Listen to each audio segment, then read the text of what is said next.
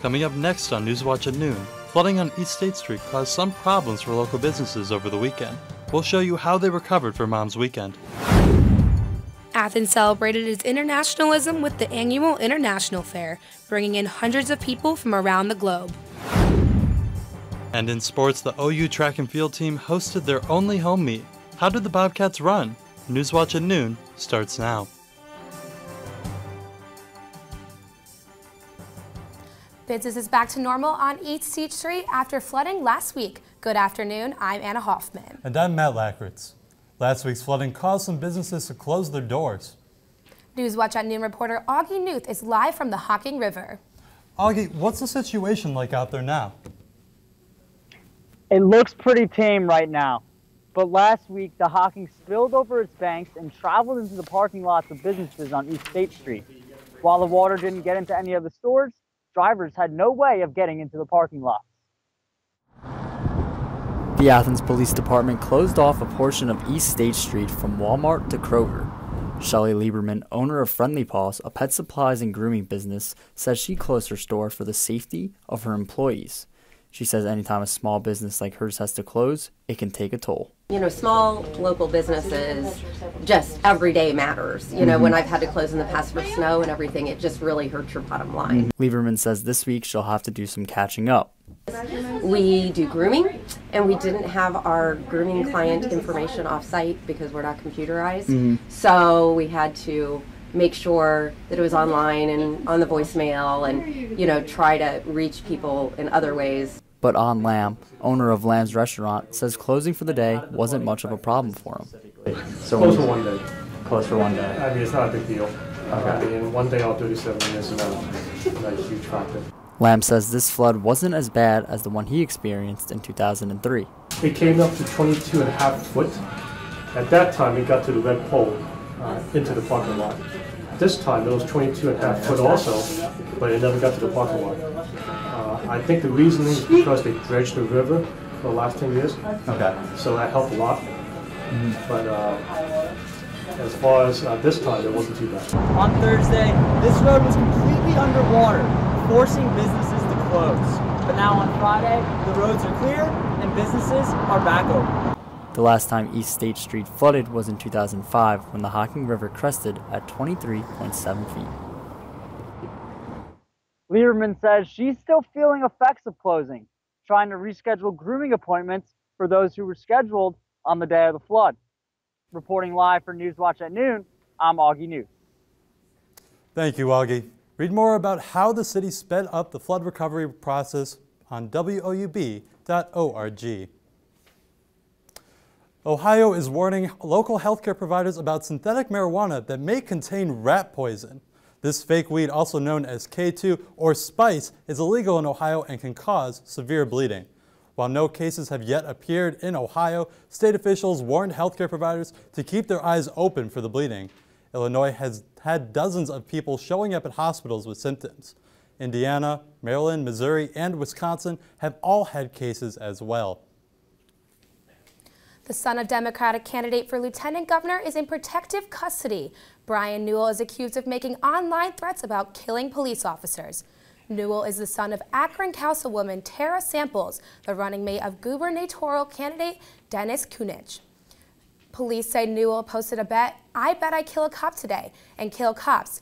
The Kucinich campaign says Newell made threats after suffering an emotional episode. Today is the last day to register to vote for the primary election in May. This primary includes races for governor and other top Ohio government positions and one statewide ballot issue. You can register at the Athens County Board of Elections office, online or by mail. Athens County Board of Elections Director Debbie Quivy shared her views on just how important it is to register today. I think it's very important to register to vote. That's your right. We went through a lot as a country to earn that right, so I think everyone should exercise their right too. But it's kind of like a horse. You can lead them to water, but you can't make them drink. Voters will be registering to vote for party candidates for governor, attorney general, secretary of state, auditor, and treasurer. The registration deadline is at the Board of Elections is at tonight at 9 p.m., but online registration will be till midnight. Early voting for the primary begins tomorrow. Ohio's House Speaker Cliff Rosenberger has hired a lawyer after learning the FBI is asking questions about activities he may be involved in. The House Second-in-Command, Kirk Schuring, says the reports that the Republican caucus will ask for Rosenberger's resignations are untrue. Schuring says it's a very ugly politician season we're in right now and these rumors. From what I know, these are totally false and unfounded. A new bill proposal is increasing the tension over payday lending in Ohio. Ohio House leaders want to push the bill forward after a year of debate. A focus of the bill would be interest rate caps to help lenders repay loans. However, Patrick Crowley of the Ohio Consumer Lenders Association believes high interest rates is not the problem with payday loans. I could say the same thing about if I wanted to look at an interest rate on when I take an ATM. I take $20 out and I get charged $2. I mean, what would the APR be on that? It'd be exorbitant. The payday loan industry has lots of customers in Ohio. One study says about 1 million people, or 1 in 10 Ohioans, have taken out a payday loan. Every spring, student organizations and community members unite to celebrate global diversity on the streets of Uptown Athens. Newswatch at Noon reporter Catherine Morey attended this year's International Street Fair and tells us a big crowd turned out for the event. Catherine, a lot of people usually turn out for this event, but why so many more this year? This year, Mom's Weekend was scheduled at the same time as the International Street Fair. The theme for this year's International Week was Unity Through Diversity. The street fair wrapped up International Week, which featured different events throughout the week. The small town of Athens transformed into an international melting pot this weekend. Hundreds of people from all across the globe gathered for Ohio University's annual International Street Fair. Pride-filled natives kicked off the event by parading their country's flags down Court Street. The march ended on East Union, where the street was filled with vendors. Food, music, and games were just some of the attractions. Mohammed Satami, an Iranian student attending OU, says he believes the event was successful because he was able to teach community members about Iranian culture. People are curious. They want to learn. They want to know about other culture. They are trying to imitate good behavior from different kind of people. The large size of the crowd came partially because the event fell on Mom's Weekend. The International Student Union scheduled the event a week earlier than previous years to attract more people. I mean, just look around. I feel like everyone's enjoying their time. It's maybe a different new experience for a lot of people, and that's what we want, you know. We want to spread cultural awareness, diversity, and just, like I said previously, bring the world to Athens. And what better than do it with our international students and the organizations that they have. Community support of international students comes at a time of uncertainty for many of them. Triana says some of these students have experienced racism and discrimination, but she says they don't let those negative comments bring them down. Our international students are a strong group of individuals. They are very loving and welcoming, and honestly, all they want to do is just share their culture with the rest of OU and the Athens community. International cultures will continue to be recognized this week too, as the International Film Week gets underway. Reporting live from the newsroom for Newswatch at Noon, I'm Catherine Morey. Thanks, Catherine. To learn more about the activities they had at International Street Fair, visit woub.org. Filmmakers from countries as far as Japan and Serbia are in town. The International Film Festival kicks off today. Right now, the Athena is empty and quiet, but the first films start in over an hour. Over 250 movies will be shown at over 61 countries. Deborah Spangler, a resident for 10 years, is hosting a filmmaker in her home. She and her daughter are looking forward to the animated shorts and Pincushion coming from an age film from the United Kingdom. A great buzz in the town. Everyone's excited about it. I mean, there's so much that goes on in this town that it's hard to compete, but this is something I feel people make time for in their schedules. And it doesn't even matter that it's snowing this week. I'm not even upset about it because we'll just be inside watching movies. This year marks the 44th Film Festival. It started in 1974. Movie tickets range from $5 to $6, and there's a limited supply of free tickets for students. Emmy-nominated reporter and OU alum Allie LaForce will be OU's spring commencement speaker. LaForce is an anchor for CBS Sports and Turner Sports. She graduated from OU's Honors Tutorial College in 2011 with a bachelor's degree in broadcast journalism. During her time in OU, LaForce served as a women's basketball analyst for WOUB-FM and a football sideline reporter for Sport Times Ohio's coverage of the Mid-American Conference. Concern among conservatives in the Student Senate. We'll tell you what the issue is. And there are strong words from one world leader following the deadly weekend attack in Syria. Who does the United States and Great Britain think should be held accountable? That's coming up when Newswatch at Noon returns.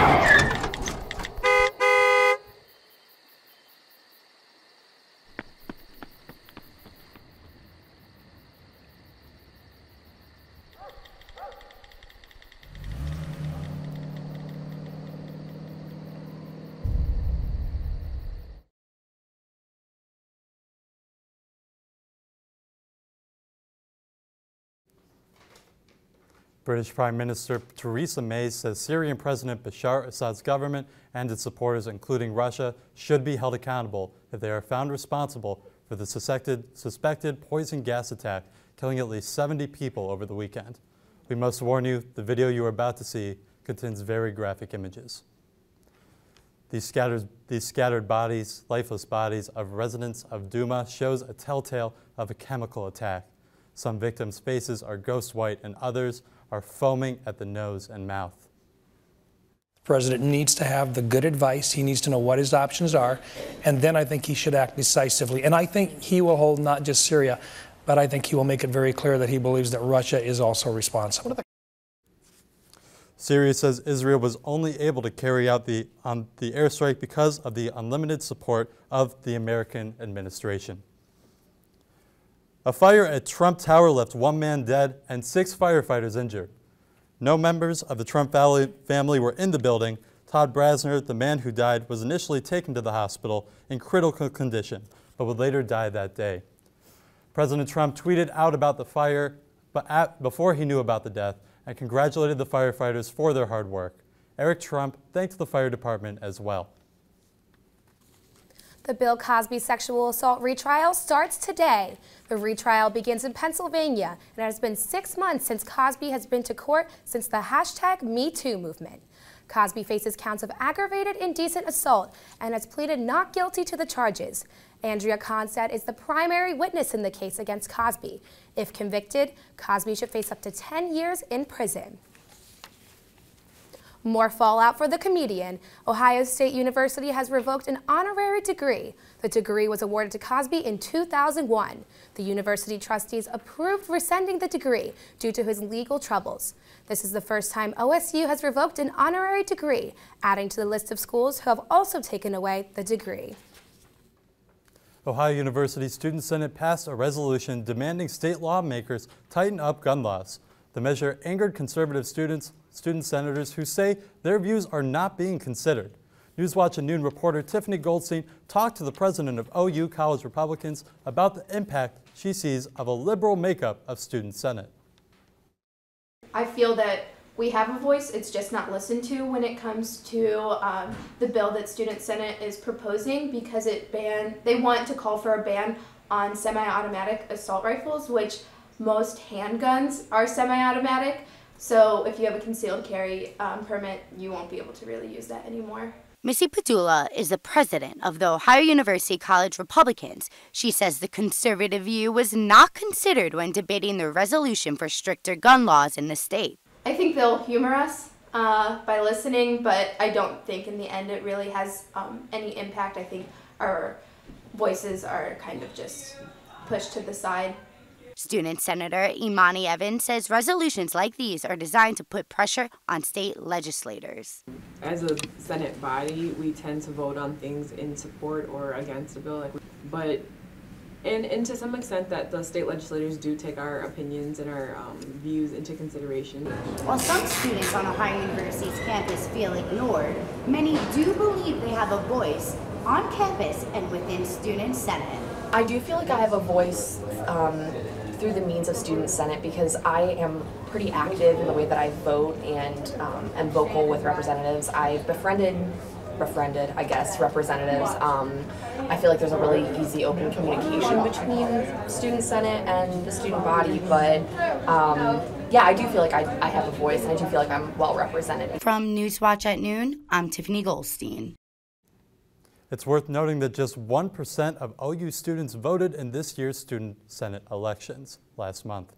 To read more about the gun control debate at Ohio University, read more on woub.org.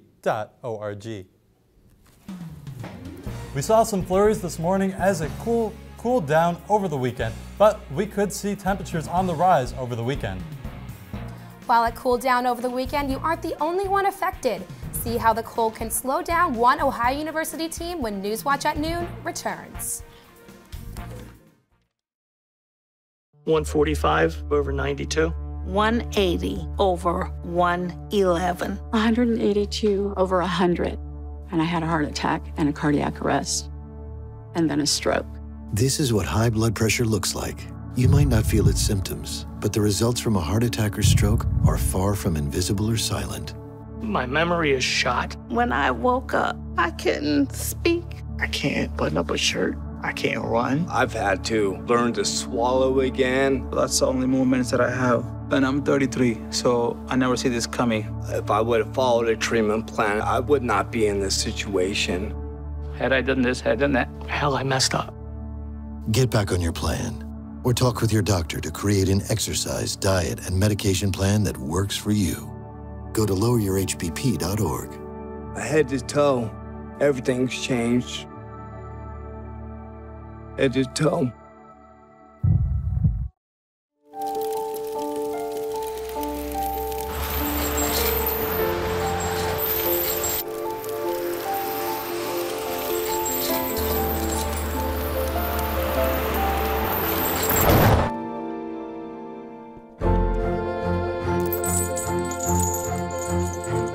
Did you know dragging chains can spark a wildfire?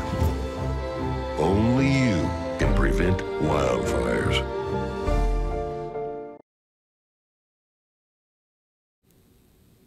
There were quite a few flurries on the way for a lot of people to work today. Yes, there were, but I heard that's not supposed to last too long. Let's head over to the Weather Center with Abby Kay. Thanks, Anna. Thanks, Matt. That's right. This morning we did see some flurries as we walked outside, but right now things have cleared up a little bit. We're looking at a temperature of about 39 degrees. It's a little bit chilly out there, so if you haven't left your house yet, you're going to want to bring that light jacket. But for the most part, pretty cloudy, pretty clear out there. So looking at our temperatures right now across the region, like I said, right now in Athens we are at 39 degrees, but up in Newark we are seeing temperature of about 25 degrees, so still below freezing. Down in Ironton they're a little bit higher, we've got 45 degrees down there, but for the most part all the region right now is about in the upper 30s, low 40s. So today we have a high of 46 degrees and a low of 29 degrees. Typically on April 9th, we can see a temperature of about a high temperature of about 60 degrees and a low of 38. Our record high for today's date is 86 degrees. That was back in 2001. But as you'll see later in my forecast, we're actually going to creep up towards that temperature later this week. And back in 1990, we saw 12 degrees. So not quite that cold, but definitely a little chilly out there today. So as we look at our precipitation for today, right now things are a little bit clear. We do have some clouds out there, but it is clearing up throughout the day, and that's due to that high pressure system that's been moving through. And then going forward in the week, we're actually going to have clear skies for the rest of the week. We're not going to see any precipitation until about the weekend when that low pressure system moves in. So our high for the afternoon is about 46 degrees, like I said, and for the most part around the region, around the same range in that temperature. We're going to see mid to low 40s, and then down in Ironton, down north, we're going to see it reach about 52 degrees later this afternoon. And it's going to be cloudy skies, but like I said, later this evening, things are going to clear up. Our overnight lows, we are going to dip down to below freezing. Athens could get down to about 29 degrees, and across the region it's going to be around that same temperature. Definitely lower 30s and upper 20s, so it's going to be a little bit chilly out there. But as we look at our hour by hour, later in the afternoon going into the evening, things are going to warm up a little bit. Around 8 p.m. it's going to be about 42 degrees, going to be cloudy out there. Then midnight, things are going to drop down to the 30s. It's going to be about 36 degrees. And then 6 a.m., it's going to be about 29 degrees. So temperatures are going to lower, but it's going to clear up out there. So the clouds are going to go away. Going into tomorrow, we'll wake up to a nice, beautiful, clear morning. And as we're going forward to look at our 7-day forecast, we'll see that right now, like I said, we're at about 46 degrees. Our high is about 46 degrees and our low is 28, but then things are going to continue to rise throughout the week. We have later in the week, we're going to see 70-degree weather. That's definitely exciting for April. We're looking forward to that. Later in the weekend, though, we are going to see some precipitation, about 40% on Saturday, 70% on Sunday. So things are going to warm up in the week, but then we'll see some precipitation this weekend. So make sure you bring your rain jacket if you have any weekend activities. But for the most part, we're going to see things warm up this week. All right, well, thank you, Abby. There are lots of fun events happening this week, including the International Film Festival and even a virtual reality experience. Find out what events are happening today on the community calendar.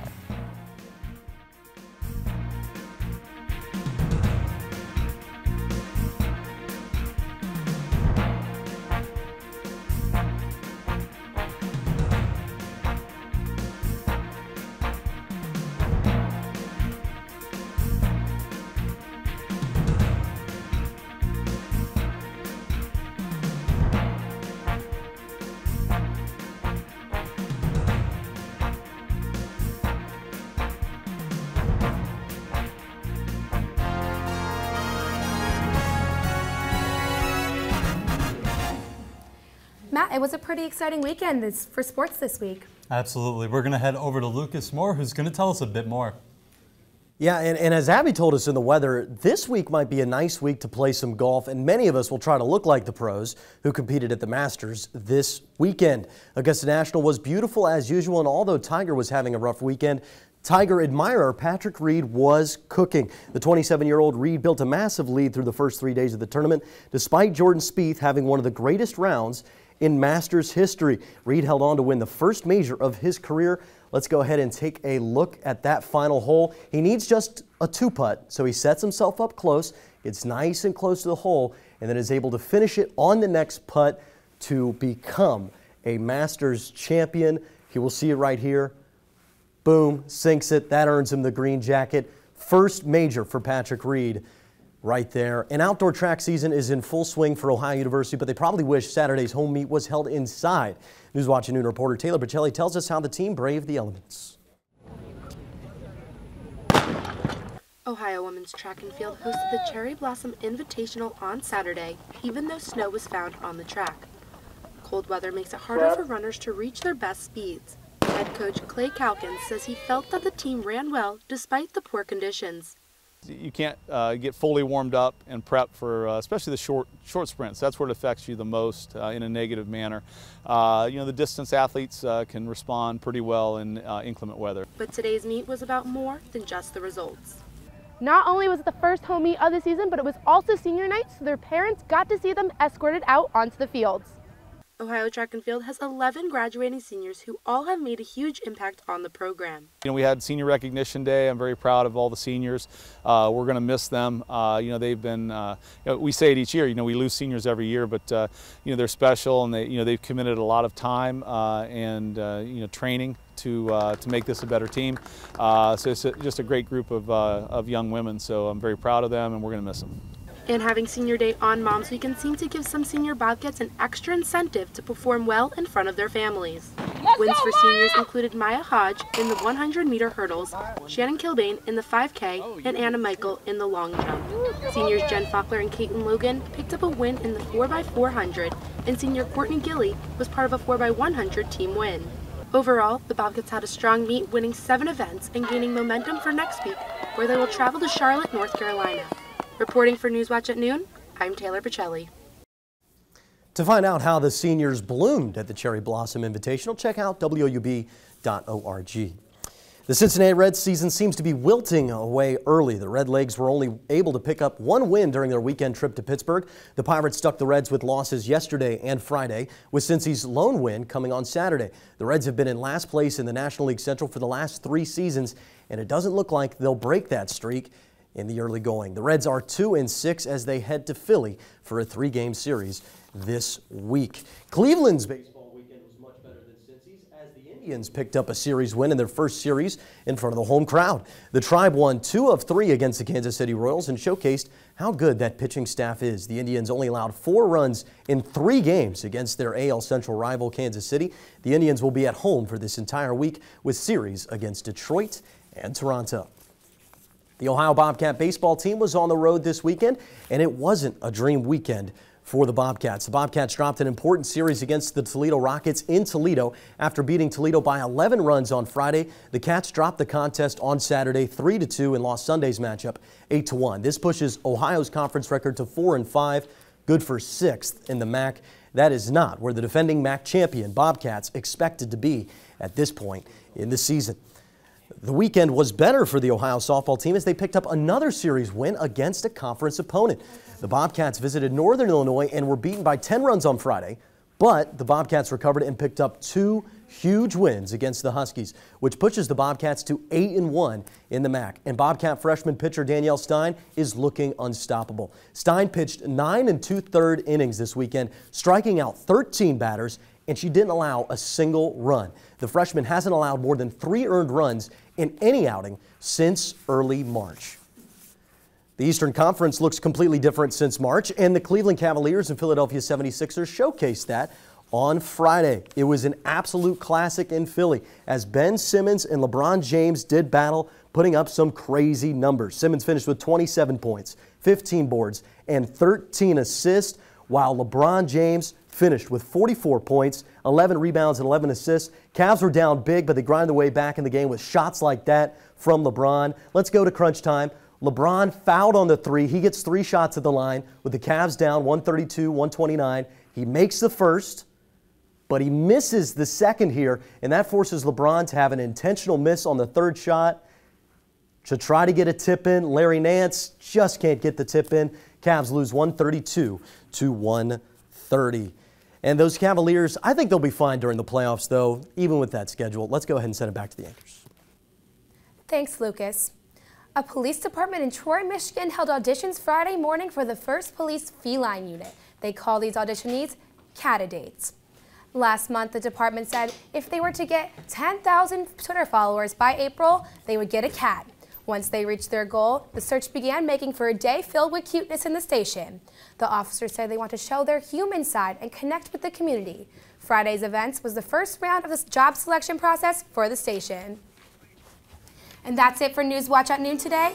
Come back at 6:30 for more regional news on Newswatch Evening Edition. We'll be back tomorrow for Newswatch at noon, a community effort to help flooding victims in Shanty. Have a great afternoon.